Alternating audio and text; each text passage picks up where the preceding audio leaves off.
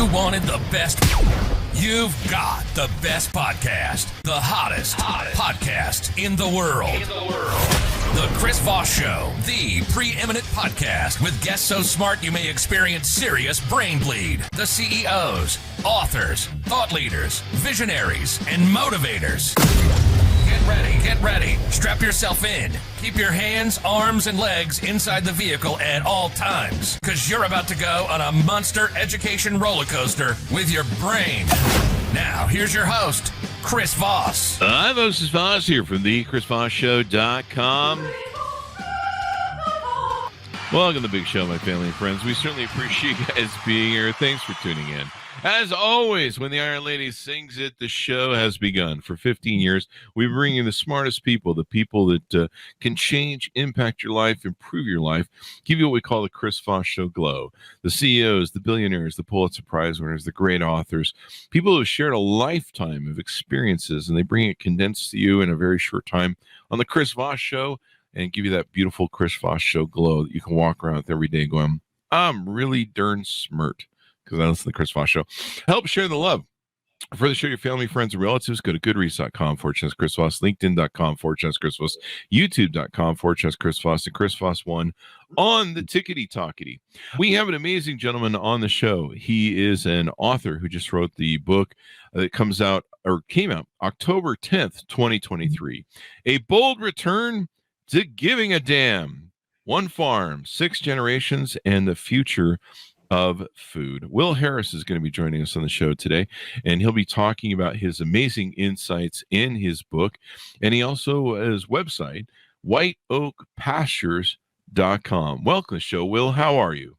I'm good, Chris. Thank you for having me on. There you go. Thank you for coming, sir.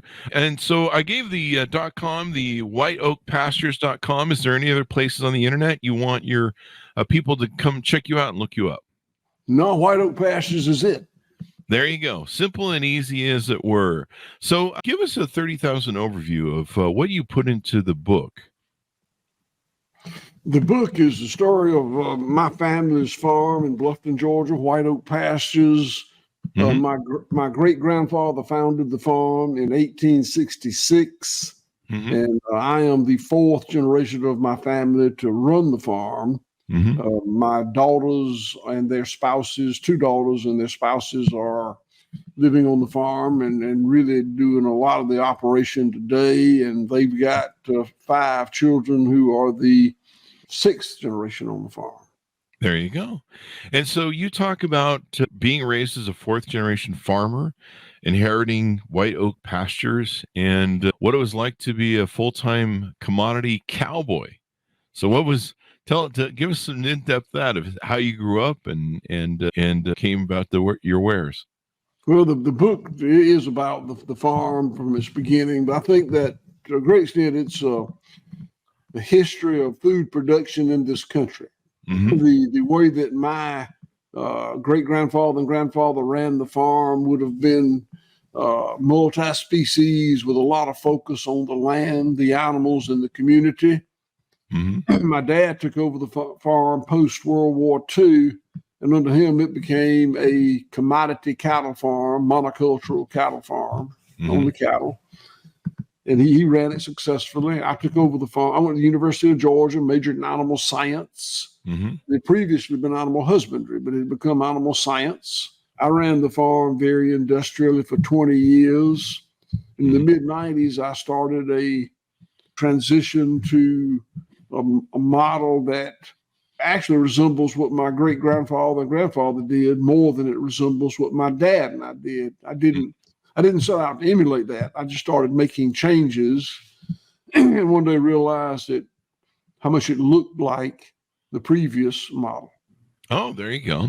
There you go. And so you go through these changes, and I imagine you and your family have seen, a lot of farmers have given up the business. A lot of family farms have died off. There's, these new, I forget what they call them, these industrial type farms that, they're these giant expansive things that service the thing. And so how have you guys survived, all the different changes and challenges that have gone into farming over the generations? Well, when everybody industrialized, commoditized, and centralized, starting at the end of World War II, we did too. Mm-hmm. We followed the exact same model.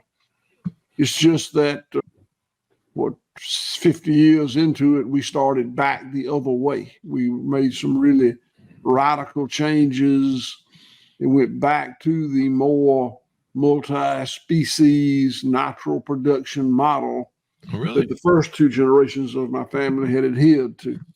Mm-hmm. So why is it better to have a multi-species? So I give us some description of that so people can understand what that means more. Well, when my father embraced the industrial model, he embraced that very linear production system like a factory. That's the way agriculture went in that era, and it's continued to go.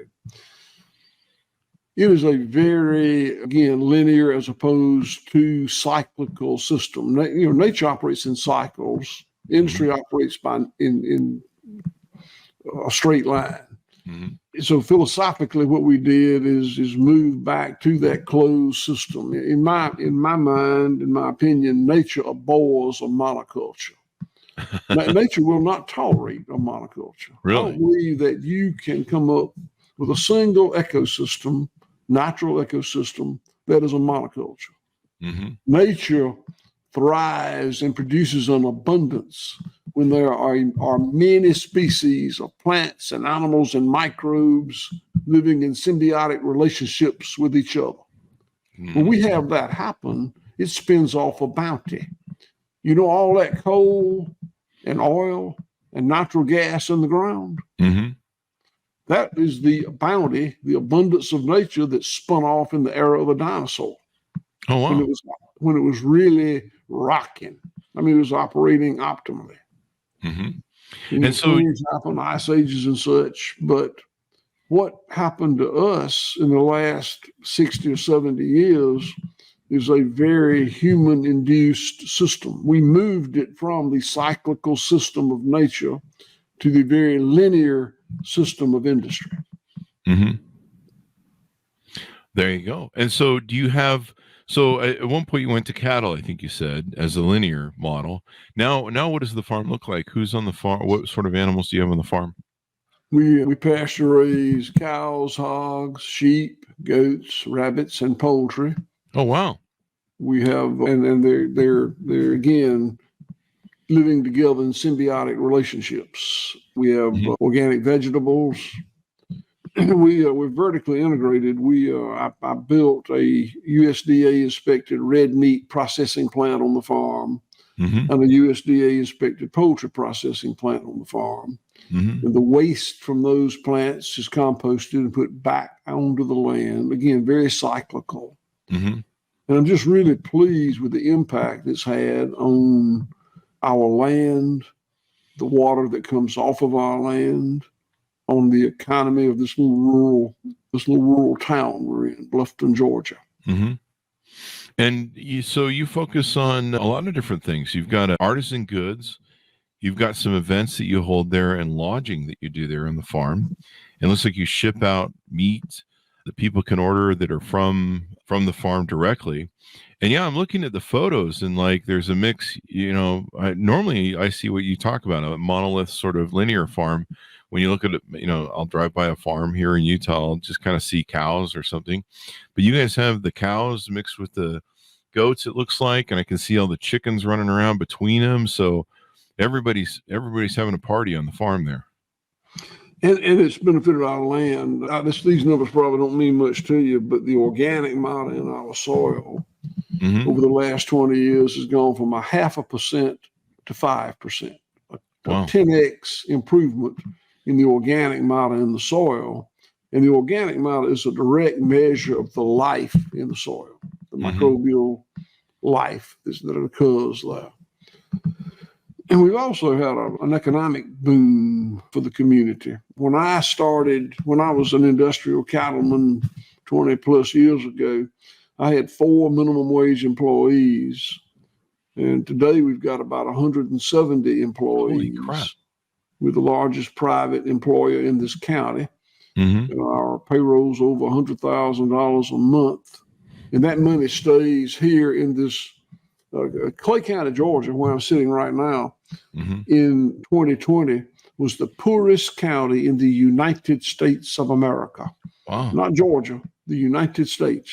Wow. So having a home-owned entity pumping $100,000 a week in payroll back into the county means a lot more here than it would in a more metropolitan area.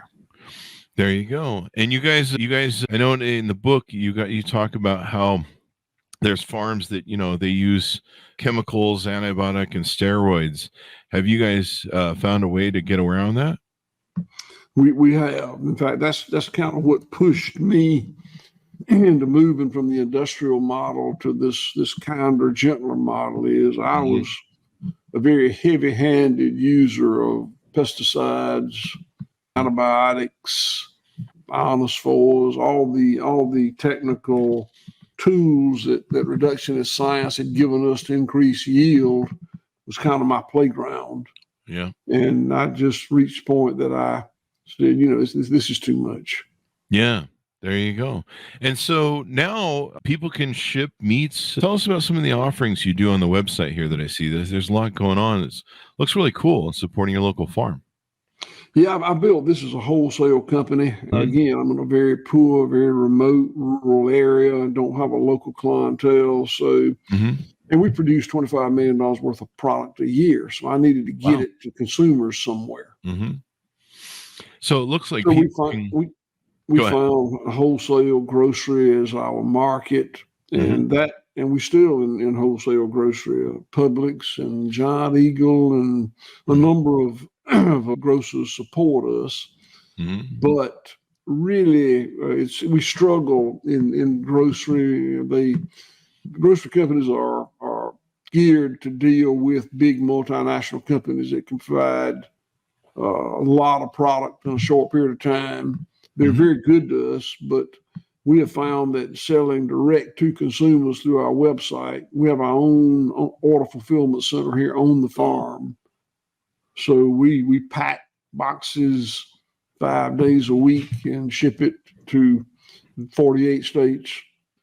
My hope had been, and still is, that those would emulate what we do. And there's been a little of that. There's some really good places around the country that are doing what we do. But it hadn't caught on as well as I had hoped. Mm. And I had hoped that we would be able to sell our volume goal, 25 million in Georgia, Florida, Alabama. But sadly, we're having to reach out to 48 states to do it. Uh-huh. Well, but you're doing it, though.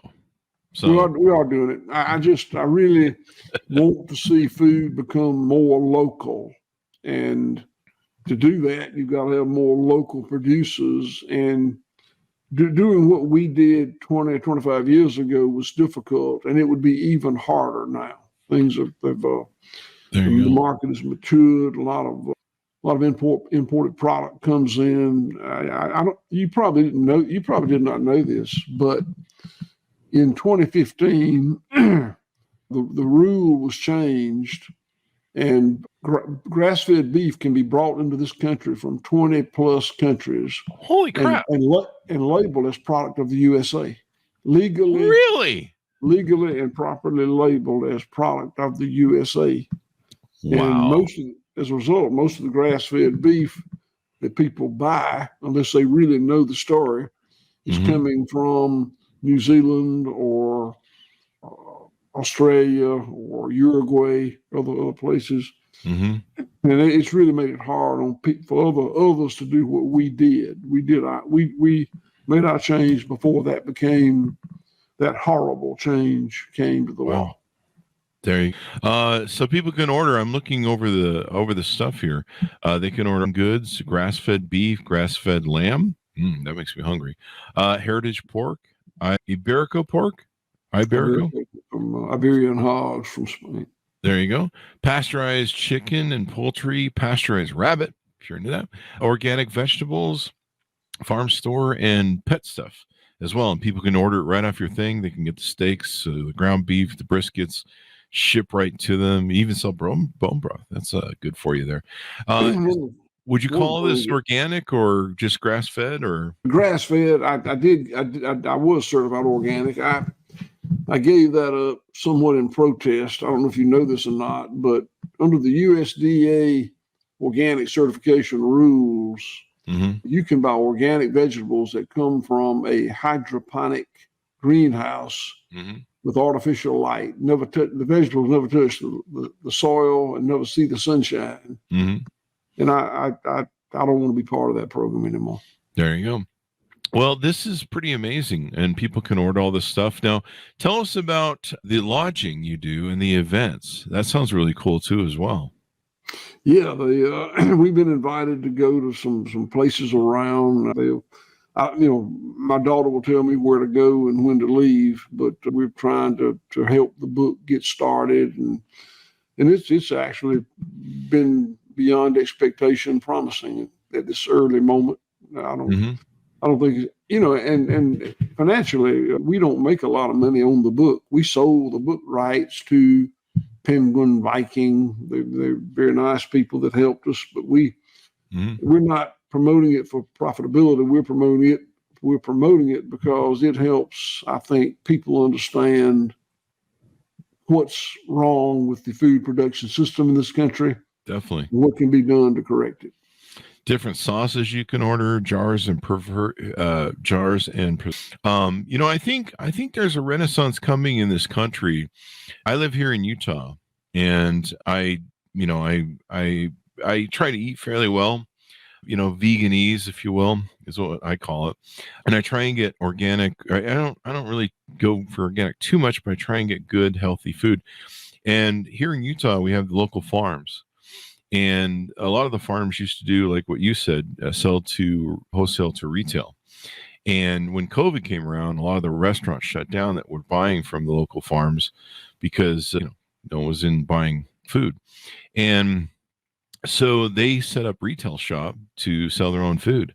And now that's pretty much where I do all my own shopping. I go there and I support them. And what's funny is there's a ton of people that go there, and I pay a little bit more, maybe a little bit more than what I would pay at the store. But the food, the salads, the everything that comes from the farm, the vegetables and stuff, they look so rich, and the taste is so different than the stuff that's being imported. My salads will last way longer than they would, if I bring something home from the store, and it's just the quality food is so good, and you actually eat healthier because you're eating good food that isn't, chemicalized up, as opposed to, what you find in the store these days. I'd like to address that costing more, and that is a fact. It does. Food raised properly and in a cyclical manner does cost more. But I just want you to know that the reason is because so much of the cost of the industrialized commodity food is spun off. Yeah. I talk a lot about the water from my farm drains into the river that goes into the Gulf of Mexico. And there's a dead zone in the Gulf of Mexico where they don't oyster anymore. It was a very bountiful oyster harvesting area. And there's a moratorium now on harvesting those oysters because so much pesticide is washed down the river, impeding the production of the oysters. So there's a cost that cheap industrial food wrought on society that those people won't pay. We all pay it. I can go through and give you dozens of examples of economic costs that industrial food spins off to the rest of society, which is why it's so darn cheap when you buy it. Yeah. And to me, it's worth it. I mean, we have the place that I go, that's my local farm, that's right down the block from me. I pretty much do all my shopping there these days, and they're busy as a bee. There's a lot of soccer moms that come by and buy from them. I think they're so busy there that I go over there early in the morning, because if I go over there in the afternoon, they'll be sold out of a lot of stuff. And they're a farm that they can only open their shop between Wednesday and Saturday, and the rest of the time they're picking and doing the stuff on the farm. And then here in Utah, we have raw milk farms, and the raw milk here sells so quickly in Utah. It's in such demand that they can't even keep up with it. And I think there's a return to what people want. They want to buy from farms like yours. They want to buy higher quality food. They recognize that these processed meats, these chemicalized things, the stuff that God knows what's in them, especially when they're coming from around the world, they want something better, and they realize that health is wealth.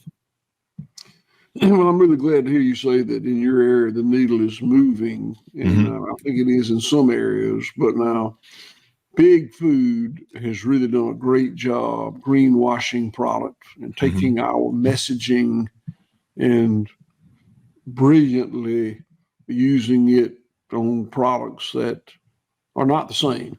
And it has hurt us. Again, we're able to stay in business because we started earlier than most.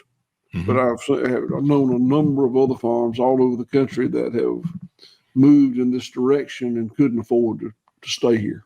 Yeah, you definitely have to do some volume. And then I think what you guys are doing, where you have the regenerative farming, and you're taking and not doing the linear thing, and you're running like an old time farm the way farms used to run. And it's sad, but this is the education part. This is why we have you on, and why we're talking to people. This is so that people can get educated that there's better food out there and higher quality food. And when it comes to cancer rates in this country, for all the chemicals that are in our food and the processing that goes into, when you go to fast food, I mean, half the stuff you buy in the freezer section is just junk or blanched, salted food. When you eat live, good, healthy foods, it makes all the difference. Your body loves you so much more. Well, thank you for those kind words. We certainly what we believe. I'm a big supporter. I'm a big supporter of farms. I got 2 different farms working for me here, not working for me, but you know what I mean. And I buy the raw milk. We get eggs. We get the eggs that are they don't have they're free range chickens like the ones I see in your farm. They're not fed like certain things like corn and stuff. They're fed like, I don't know, whatever you should feed chickens. And so we get those eggs. I think the farm's got some meats we've got in the freezer too. And I know I feed my dogs the hamburger that comes from the farm. So I spoil my dogs pretty rough. So this is really important. I think there needs to be this renaissance move forward, or as you put on the title of your book, A Bold Return to Giving a Damn. And we need to support local farms and rebuild our farm thing in the nation. Does the government need to do more to support farms and independent farmers like yours that are trying to do this sort of work? Well, I mean, the short answer would be yes, but no, I don't think that's forthcoming. The big ag, big tech, big food companies are so powerful with their lobbying efforts that I think that probably the amount of help we'll get from the federal government is very, very limited. It's a shame. I don't think we'll get help from the land grant universities. I don't think we'll get help from Wall Street. I don't think we'll get help from DC. I think that the only help we will get, and it's the only help we need, is the consuming public. There you go. If people just find a farmer and support them, it'll be fine. It will be fine, just fine. But if consumers want to take the most convenient and cheapest route to feeding themselves, it's not going to be fine, just fine. Yeah. And that's what I talk about. I show off all my farm food that I buy from my local farms, and I brag to people. I'm like, find your local farm and support you. And I have all my friends on Facebook. They write me and they go, oh my God, that food looks so good. Oh my God, look how green it is. Look. And I'm like, yeah, the taste is amazing. The concoctions, they do stuff like, it looks like what you guys do on your website. They make different little recipes up and concoctions of different things. I just recently got cranberry sauce from them. It's really Good. But, supporting your local farms, supporting what's going on. And the great thing is they can order your stuff from 48 different states around the nation you ship to, right? They can. And we love having people come to see us. We've got a farm store here on the farm and a restaurant. And we serve 3 meals a day, 7 days a week. Oh, wow. And we have lodging. We have cabins that we're about 50 miles from a nice hotel. So for people to come see us, we had to be able to accommodate them. And we want people to come to see us because that's the real deal. That, our voice, our message is best when you come and look and see what we do. Our shield and sword. There you go. And looks like people can tour about the property. You've got some tours and events you put on for that. We do. We founded a nonprofit, a 501c3 a couple of years ago called CFAR, Center for Agricultural Resilience. Oh, wow. And we put on sessions to train. Originally my thought was to train people who want to farm. But there have been, I think, probably as many consumers and food people and restaurant people and other associated folks come to those sessions. We have sessions about once a month. It's on our website, or CFAR has a website, Center for Agricultural Person. There you go. And then you've got, the farm tours, cooking tips. This is something my favorite local farm does too. They do like little events to teach people how to cook, how to, utilize healthy foods that they sell, and, try and get back to the world where people cook more and, prepared their food, as opposed to, just trying to get it either frozen, TV dinner, or we've struggled in food service. The restaurant really has got to be leading out with their claims on regenerative to pay the extra for food. If it just puts them at a disadvantage with food cost. And then you guys have bundle boxes and subscription boxes people can buy to order different grass-fed meats. We do. There you go. There's and there are things that are very much in demand, like bull testicles for one. Are they really? Yeah, that we can't keep them. So we now have, I guess, a ranking system that if you buy a certain amount from us, I don't remember the amount, you're a mayor, or you're a councilman, or you're a citizen. And these really scarce items. We're not a mass producer. We don't. Yeah.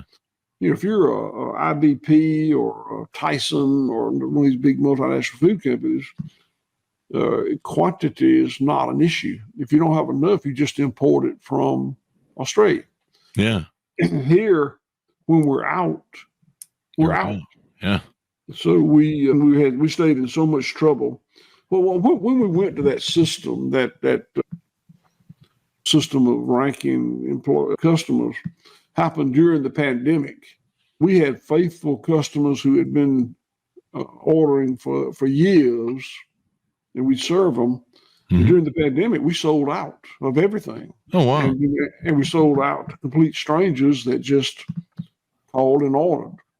So I was probably more embarrassed about that than anything I've ever been involved in. People would call and say, I've been buying from you for 15 years, and now I really need what you got, and you're out.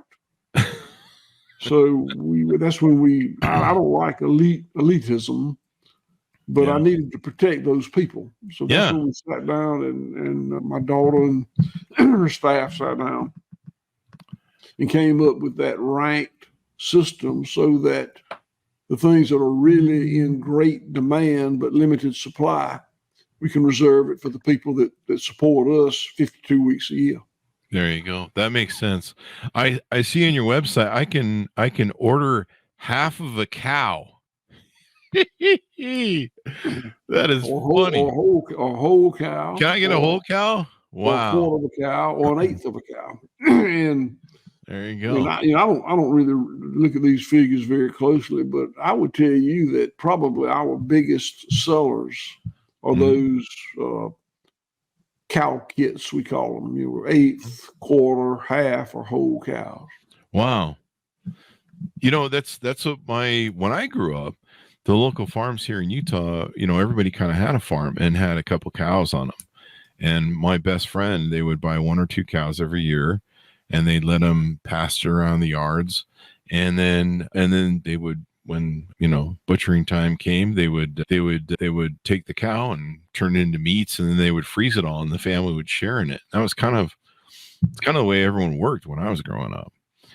There's a lot of that. There's a lot of that still going on here through those kits. It makes it, you know, everybody, different size families, different budgets. You know, a cow costs several $1,000s if you buy a whole cow.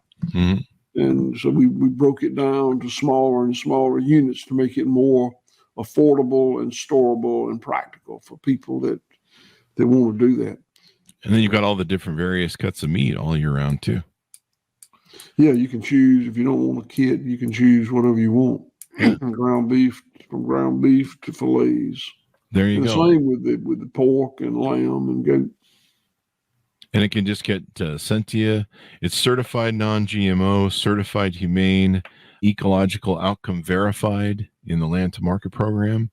Cattle are grass-fed, certified by the American Grass-Fed Association, certified humane and ecological outcome verified. There you go. So anything we haven't touched on about what you guys do at the farm and what you guys offer to consumers? Well, we've been doing it 150 something years, so we hadn't covered it all, but I think you did a mighty good job. Thank you. We do enjoy having people here, and I do hope that you'll come and visit us, or if not, you know, the social media is, you know, one thing that I really appreciate. You know, I'm not certainly, you can look at me and tell I'm probably not real strong on social media, but I really do appreciate the fact that is a medium that we can tell people who we are without them having to journey to Bluffton, Georgia, which is not easy to get to. Yeah. They're great venues for storytelling and sharing stuff and everything else. And, you know, it just makes all the difference. But the more people I think can get educated, the more people, you know, they can be, you know, I didn't know my local farm was just down the block from me until my mother-in-law came by one time, and she's a very big, you know, vegan, healthy person. And so she'd found them, and she brought me a bag of their lettuce. And I was like, this lettuce looks like nothing I've ever seen before. It's spectacular. It's rich. It's greeny. Wow. I really want to eat this. And then I went over there and discovered their thing. So I highly recommend people get back into farm food. And the taste is so different from a healthy farm like yours as opposed to the store. It's like night and day. You can taste the difference in the quality, the fullness of the flavor. It's like night and day. I mean, it really is. Like I'll go eat vegetables from the store. I'm just like, this tastes kind of like it's half dead. And it usually dies within a day because they've, you know, there's all sorts of tricks they use. I read once that they, you know, when they import tomatoes from like Mexico or other countries, they use methane gas on them to heat them up so that they somehow grow faster and ripen faster so they can get them to stores. And you're just like, they're really mucking with our food. And then we wonder why we have cancer and all these other issues. I appreciate you making those comments. You know, when I first started dealing direct to the public, selling to the public on our website, I put a bunch of stuff in there about the flavor and the taste and the nutrient density and the health and all these other things that I genuinely believe, but I'm not an expert in it. So I realized, I saw other people doing the same thing, and I realized how stupid they look, and I realized I looked just that stupid because I was doing the same thing. So we went through I had my people go through all our marketing material. I told them, I said, you know what? I think I'm an expert on regenerative land management. And I think I'm an expert on animal welfare. And I think I'm an expert on regenerating this local rural economy. Mm-hmm. And I know I'm not an expert in nutrition and food safety and health. So we took everything in there off of it, and we don't talk about it. But it doesn't mean we don't believe it. And those things you just said, I'm very grateful to you for saying, because we don't say that about ourselves. We talk about 3 areas that we can bring you here and show you we're good at. There you go. I think it's so important. I mean, I've had, my dogs have suffered from cancer. There's been, there's all this cancer that comes from processed foods they're finding, and all these weird chemicals. They're starting to ban a little bit here and there now, but knowing where your food's sourced from. One of the ways I lost 100 pounds was I started eating what's called live foods, where I would eat, foods that were alive in the the outside of the store, the salad section, the produce and stuff like that, instead of frozen foods. And the fact that they're live makes a difference in the taste. And taste is everything. I mean, people don't realize half the reason you go to McDonald's and these stores that are chemically induced to give you, severe chemical dopamine hits and make you addicted to them. There's little to no nutrients in them, really. That's why you're hungry after you eat McDonald's, and you want more, because your body's going, well, you just fed a bunch of junk in here, but can I get some nutrients here? Can I get something to help? And this is how we grew up. We grew up on farms. You see a lot of people even now that have peanut allergies and all these different allergies. They're having them because they don't grow up on farms anymore, and they're not exposed to all these things. And so when they finally are, they have a whole lot of issues with them. And we talk a lot about the cycle of life. Mm-hmm. One of the things we say is that, everything that's ever lived has died or will die. Mm-hmm. Microbes, insects, you and I, the big sequoia trees, everything that has ever lived will die. Mm-hmm. And everything that any living thing ingests used to be alive. Mm-hmm. And that's true with people and the highly processed foods we eat, but it's not nearly as alive as I think it's probably supposed to be. Mm-hmm. It's not as alive as that tomato you picked out of the garden, or that pork chop that was walking around in the lot yesterday. It's just not. It's a different level of living food. Yeah. And being fresh too. I think the freshness really makes a difference in the quality, going from farm to table. Is there do you find are there any organizations, because like I said, we have a lot of farms here in Utah, and kind of always have. I think we've been a cattle state for a lot of years, or decades, probably 100 years. Is there any sort of overarching council or group that's trying to promote farms like yours around the country that are doing, all these cool things? There are several. The American Grass-Fed Association is very good. There are several others. Mm-hmm. I'm afraid to start naming them because I don't want to miss somebody. Oh yeah. But there are great organizations out there that are, some of them are farmer based, some of them are Mm-hmm. people that are nutrition focused based, and you can find them. There you go. One of the reasons I brought up McDonald's too, and the fact that I lost 100 pounds when I started eating well, is a lot of times you're addicted to that because it tastes so good, and it's chemically built. Actually, it's like cocaine. It's chemically designed to give you a dopamine hit and make you addicted to it, and give you these synthetic chemicals that will make you attracted to it. But when you eat really good live foods, I found. And this is what I found when I was losing weight, and I think I got it from Penn Jillette's book, Presto. When you eat live, high-quality food that tastes well, that's nutrient-rich, that your body's going to go, oh, thank you. That fills me up. That's really good.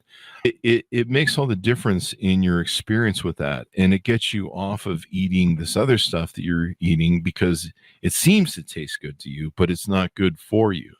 And when you eat live, nutrient-rich, dense foods, foods that are farm to table, I think your body thanks you so much more. You're eating good, high-quality foods, and that taste is there. That was one of the things I had to learn as going veganese was just making stuff taste good, and you have to do a little bit more 5 minutes of prep, or maybe learn to season stuff right and all that sort of good stuff. But you can taste the difference, and that's really what matters in the end. Of course, then your body will thank you. Sadly, the only two attributes that have moved the food industry in the last 70 or so years are price and flavor. We wanted food to be cheaper, and taste better. And brilliant people worked on those goals and made incredible progress. And today, food is just obscenely cheap. I mean, look how much we waste. It's obscenely cheap. Yeah. And look how good it tastes. And we have made it so good that most of us are obese. So, I want food to be cheap, and I want food to taste good. Yeah. But that's not all that matters. And so you guys engage in all the other different things that matter in making sure that the land is taken care of and everything else. So this has been really insightful. And the more we can educate people, the more people can learn that there are better ways to eat. There are better ways you can live your life. There's ways that you can live healthier so that you have less of a chance of getting cancer. I mean, processed foods are just so gross. I mean, they're just... So give us your final thoughts as we go out and pitch out to people to get to know your farm better, order up some supplies, order up the book, Will. Well, I guess my final thoughts would be that I would just ask people to really give the consideration to your food that it deserves. And what you eat is such an essential part of your health and well-being and the well-being of the planet, and how we interact with other species that inhabit the planet. And the messaging from Big Food is not telling you the whole story. You've got to open your eyes and look. It's what we tried to do with the book that I wrote. And there are other messengers out there, and please listen to them. People are so darn busy that, and food is so taken for granted that we just, and people are just simply under the wrong impressions, and they got to correct. For us to have any real improvement, people have got to correct that. And hopefully our book and the messaging that other farmers are putting out will help that. And I do appreciate you having me on today to help put that word out, Chris. Thank you. I appreciate you coming on. We're going to order some food from you guys because the meat looks great and stuff. You've got pet stuff on there. My dogs are big. I literally feed them hamburger from the local farm, and they get like, they don't get a lot of it, but they get little bits of hamburger every day. And we actually give them goat milk too. My dog Judge is beautiful. He's just a generic, back alley bulldog, but he is beautiful. And people ask me, what do you feed him? What does he eat? Because he eats nothing but ground meat. That's meat he finds on the ground. It's never been on a grinder, but it's ground meat. And he literally walks around the plant and eats what he finds. I'm going to tell you now, he's beautiful. He's I found years ago, my dog was dying of cancer. She had anal sac cancer, and she was dying of cancer. And we had found that giving dogs that are in that state a raw diet where they get raw meat, usually something that's high fat, we could extend their life, because cancer doesn't like fat, it likes sugar. And so we were able to extend her life from 3 days they gave us to the vets to 1.5 years, almost 2 years. And it was actually her arthritis that got her in the end. We extended her life, slowed down the cancer growth, and she had quit eating when they gave her the 3-day sentence. And we started feeding her just raw hamburger with, I think we had to cook it at first, but then eventually just raw hamburger with that high fat, nasty rolls that you would get at the local store. Don't buy those. They're nasty. But at the time we were buying those for her, and she started eating again. She started living another year and a half. And so let me give you something to think about. So, I told you what my dog eats. Mm-hmm. We sell a pet grind. Mm-hmm. And the pet grind, I think, is better for my dog than ground beef or other just muscle meats. If you I don't know if you're much of a naturalist or not, but if coyotes kill a calf, mm-hmm. the first night they eviscerate it from its throat to its sinus, and they eat all the organ meats first. Mm-hmm. If nobody finds it, they'll come back later and start with the muscle meats, which is where that hamburger comes from, that ground beef. Mm-hmm. But these animals crave those organ meats, and it is incredible what it does for them. I mean, they just become unbelievably healthy and beautiful. I was going to check those out on your website. You've got the duck pet grind with bones. You've got the chicken pet grind with bones. You have turkey pet grind with bones.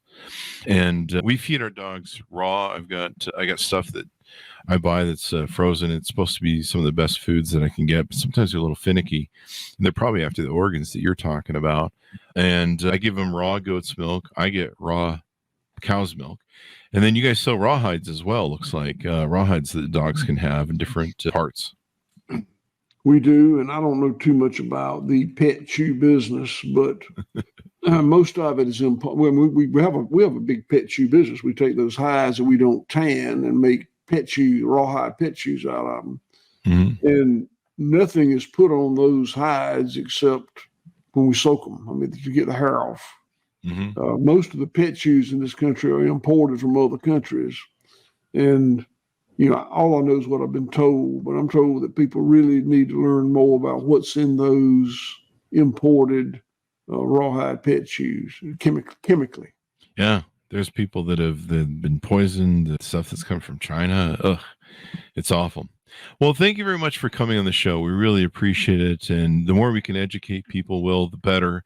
And I'm a big, I'm always talking on my Facebook, support your local farm. And I have people all around that drool over what I show them my local farm's getting. And they're like, I want that. Where's that farm at? And I'm like, it's a local farm. It's not like McDonald's. You can't. So you got to go find your local farm, support them. Everyone can order from your farm in 48 states. So there you go. But I think it's more important, we need a renaissance of food, and we need to support our local farmers that are doing the work that you're doing, and keep everything in business. Because, the more we can return to that good stuff and put our dollars where our mouth is, I think that is real important.